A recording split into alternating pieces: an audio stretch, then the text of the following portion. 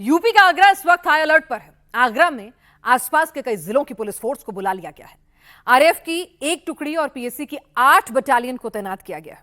Senior officers खुद ground पर मौजूद हैं और यह सब कुछ इसलिए हो रहा है क्योंकि आगरा में कल करणी सेना का बड़ा कार्यक्रम है। कल सपा सांसद रामजीलाल सुमन के बयान के विरोध में करणी सेना शक्ति प्रदर्शन करेगी। आगरा पुलिस कल के इम्तिहान की तैयारी कर रही थी, लेकिन उससे पहले आज आगरा में ऐसी साजिश हो गई जो आगरा ही नहीं पूरे यूपी में हिंसा की आग को भड़का सकती थी।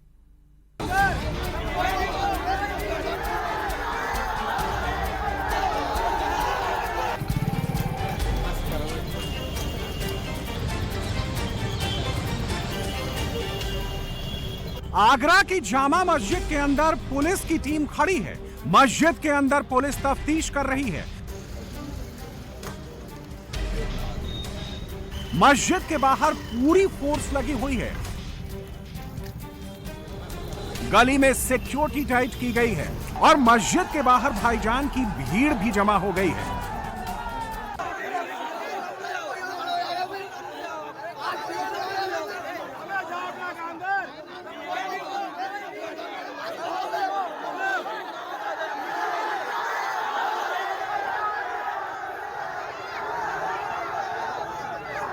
सुबह आगरा के जामा मस्जिद वाले इलाके में अचानक से तनाव का माहौल बन गया और मुस्लिम समाज धरने पर बैठने की चेतावनी देने लगा।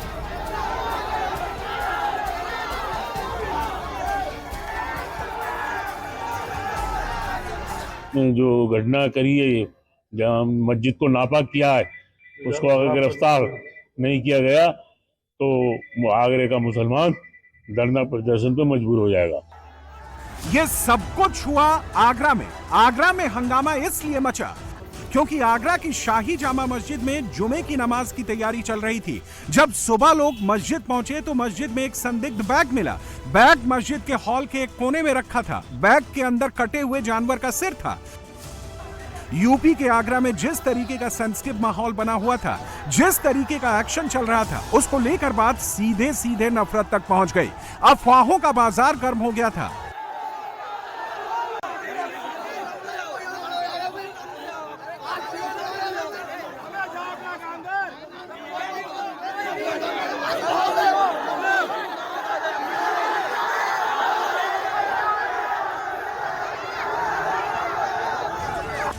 मस्जिद में कटे हुए जानवर का सिर मिला है। इसे जानबूझकर मस्जिद में रखा गया है। यह खबर आग की तरह फैली और देखते ही देखते पूरे आगरा में तनाव का माहौल बन गया।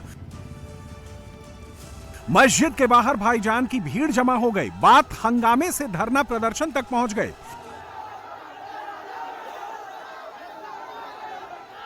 से लौट रहा था तो ये फैसल ने बताया कि ऐसे जामा मस्जिद में घटना हुई है, तो मैं घर भी नहीं गया, तुरंत जो है यहाँ पर चला आया। तो यहाँ जब आके देखा तो हमारे जामा मस्जिद के इमाम और 10-20 लोग और इकट्ठे थे और जाहिद साहब भी बैठे हुए थे।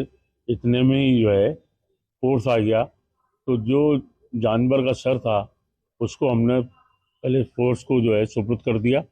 उसके बाद वहाँ धुलाई वुलाई कराई। लेकिन जो ये घटना की गई है, जिसने भी की है, बड़ी सोच समझ के की है और आगरा शहर में आग लगवाने का काम किया है। मुसलमान बड़े धैर्य से काम ले रहा है और मुसलमान का सब्र का बांध तोड़ने की कोशिश कर रहे हैं, लेकिन मुसलमान अल्लाह के ऊपर शाकिर है और इंशाअल्लाह जिसने भी इस काम को किया है वो बख्शा नहीं जाएगा। और हम प्रशासन से भी यही मांग करते हैं कि जल्द से जल्द जिसने इस जो घटना करी है, जहाँ मस्जिद को नापाक किया है, उसको अगर गिरफ्तार नहीं किया गया तो आगरे का मुसलमान धरना प्रदर्शन पे मजबूर हो जाएगा। आगरा के मस्जिद में संदिग्ध बैग उस वक्त मिला जब फजर की नमाज के लिए लोग मस्जिद में पहुंचे। फजर की नमाज सुबह करीब 5 बजे होती थी। जुमे पर दोहर की नमाज दोपहर में करीब 1 बजे होती है। पुलिस को जुमे की नमाज से पहले केस सॉल्व करना था। पुलिस के पास दोपहर की नमाज के 8 घंटे में सिर्फ 5 घंटे का वक्त था। 5 घंटे में पुलिस को आरोपी को पकड़ना भी था और सबको सच बताना भी था। अफवाहों का दौर एकदम हाइप था। पुलिस के लिए आरोपी को पकड़ना बड़ा चैलेंज था। आगरा पुलिस ने माहौल को कंट्रोल करने के लिए मस्जिद वाली गली में फोर्स की तैनाती कर दी। आगरा की गलियों में फ्लैग मार्च शुरू हो गया। पुलिस ने शाही जामा मस्जिद की गली को पूरी तरह से छावनी में तब्दील कर दिया। सबसे पहले पुलिस ने संदिग्ध बैग को अपने कब्जे में लिया। मस्जिद परिसर से बैग को हटाकर मस्जिद में सफाई करवाई और इस साजिश को लेकर आगरा में अफवाह की चिंगारी से हिंसा की आग न भड़क जाए, इसके लिए शांति और सहयोग के लिए अपील करवाई गई। इसके बाद पुलिस का एक्शन शुरू हुआ। सीसीटीवी की जांच में पुलिस को एक तस्वीर मिली।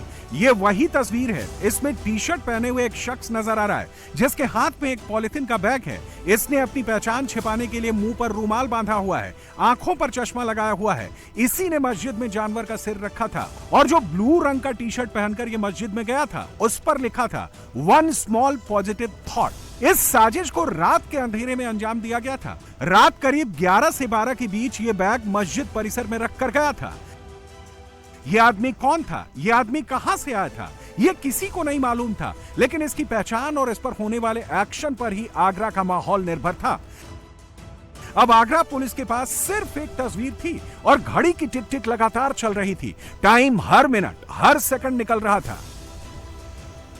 आरोपी की गिरफ्तारी के लिए आगरा पुलिस ने एक स्पेशल ऑपरेशन ग्रुप बनाया। आरोपी को ट्रेस करने के लिए सर्विलांस टीम को काम पर लगाया। 100 से ज्यादा पुलिस वाले इस ऑपरेशन में शामिल थे। जब आगरा पुलिस ने इस आरोपी को ट्रेस करना शुरू किया तो यह व्यक्ति स्कूटी पर जाता हुआ दिखा। पुलिस ने 3 घंटे के अंदर ही आरोपी नजरुद्दीन को गिरफ्तार कर लिया और जब इसकी गिरफ्तारी हुई तो इसकी पहचान सामने आ गई। इस आरोपी का नाम नजरुद्दीन है। इसके पिता का नाम सलाउद्दीन है। नजरुद्दीन ने ही दुकान से कटा हुआ जानवर का सिर खरीदा था और इसे मस्जिद में रखा था। नजरुद्दीन ने मस्जिद में कटे हुए जानवर का सिर क्यों रखा था? क्या नजरुद्दीन ने ऐसा किसी के कहने पर किया था? इसकी जांच पुलिस कर रही है। पुलिस ने नजरुद्दीन के खिलाफ केस दर्ज करके पूछताछ और केस में आगे की जांच शुरू कर दी है। यहाँ पे सुरक्षा व्यवस्था पहले से ही आपको मैंने बताया था कल भी कि स्तरीय सुरक्षा व्यवस्था हर जगह हमने लागू कर रखी है। ड्रोन से लगातार नजर भी रखी जा रही है और पुलिस के एंटी राइट ड्रिल्स वगैरह भी हो रखी है। इस घटना को लेकर थोड़ी सेंसिटिविटी थी, परंतु क्योंकि हमने अभियुक्त को गिरफ्तार कर लिया है, जो यहाँ के लोगों की डिमांड भी थी कि तत्काल आप गिरफ्तार करें, और हमने घटना के 3 घंटे के भीतर ही हमने इनको गिरफ्तार भी किया है और उसको जेल भेज रहे। पूछताछ करेंगे क्यों किया उसने ऐसा, क्यों इस तरह से सांप्रदायिक सद्भावना के साथ खिलवाड़ करने का प्रयत्न किया है, कौन इसके पीछे है, इसकी साजिश, सारी चीजें कुछ दिनों पता चली। आगरा पुलिस ने यह केस तो राइट टाइम पर सॉल्व कर लिया, लेकिन आगरा पुलिस की चुनौती खत्म नहीं हुई है। आगरा पुलिस को एक और बड़ी चुनौती से निपटना है, जिसकी तैयारी भी आगरा पुलिस ने कर रखी है। 1000 नए डंडे मंगाए गए हैं। 1200 नए हेलमेट आगरा थाने में पहुंच चुके हैं। आंसू गैस के गोले के बड़े बड़े बॉक्स आगरा पहुंच चुके हैं। जवानों के लिए बॉडी प्रोटेक्टर भी मंगाया गया है और जवानों को उपद्रवियों से निपटने के लिए पूरी ट्रेनिंग करवाई जा रही है। आंसू गैस के गोले चलाने से लेकर उपद्रवियों से निपटने की पूरी ट्रेनिंग दी जा रही है। लाठी, डंडे और शील्ड का इस्तेमाल कैसे करना है, सब समझाया जा रहा है। सतर्क होंगे, इस बात को समझ लेना। और ये जो आपके हाथ में केन शील्ड यानी कि जो शील्ड है, इस शील्ड से आप परेशान नहीं होंगे। आप इसको अपने से अलग नहीं करेंगे। ये जो कुछ चीज आपको पहनाई गई है, ये आपकी सुरक्षा के लिए पहनाई गई है, तो पहले ये बात समझ लेना। यूपी पुलिस की तरफ से मैसेज क्लियर कर दिया गया है, अगर कोई सड़क पर उत्पात मचाएगा तो फिर यूपी पुलिस उसको उसी भाषा में जवाब देगी। आगरा में 12 अप्रैल को राणा सांगा की जयंती मनाई जाएगी। कर्णी सेना सपा सांसद रामजी लाल सुमन के खिलाफ अपनी ताकत दिखाएगी। कर्णी सेना का दावा है कि इस कार्यक्रम में 3 लाख लोग शामिल हो सकते हैं। इससे पहले कर्णी सेना ने आगरा में रामजी लाल सुमन के घर पर बवाल मचाया, तब भी पुलिस ने मामले को कंट्रोल कर कर्णी सेना के कार्यकर्ताओं के खिलाफ केस दर्ज किया था और इस बार भी पुलिस ने पहले से ही अलर्ट कर दिया है। आगरा में पुलिस का लगातार फ्लैग मार्च चल रहा है। आगरा की गलियों में पुलिस की गाड़ियां सायरन बजाती हुई घूम रही हैं। कर्णी सेना अखिलेश यादव से रामजी लाल सुमन को बर्खास्त करने की मांग पर अड़ी है। सपा सांसद के खिलाफ मुकदमा दर्ज करने की मांग कर रही है और अखिलेश यादव इसे सियासी साजिश बता रहे हैं।